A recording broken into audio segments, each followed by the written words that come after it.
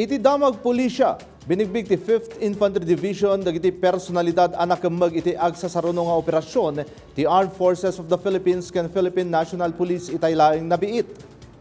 Babaen iti operasyon, nakemmeg ti 7 a nabatbati a kameng ti rebelde a grupo nga Ilocos Cordillera Regional Committee wenno ICRC ijay Tarlac City ken Quezon City. Nakemmeg dagitoy, babaen iti bilag ti warrant of arrest sa Kalsada Pag-asa, Barangay Baras-Baras, Tarlac City. May pilaan dagitoy iti nagduduma a kaso kas iti attempted murder, qualified trafficking in persons, ken illegal possession of firearm and explosive.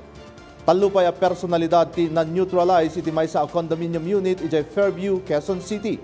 Karaman ditoy dagiti sigo da kameng ti KLG Baggas nga agop operate iti probinsya ti Abra. Sumangumot dagito iti kaso a destructive arson ken attempted murder. Iti agdama adda iti kustodya ti pulisya dagiti nakemmeg a suspect para iti umno a dokumentasyon ken legal a proseso.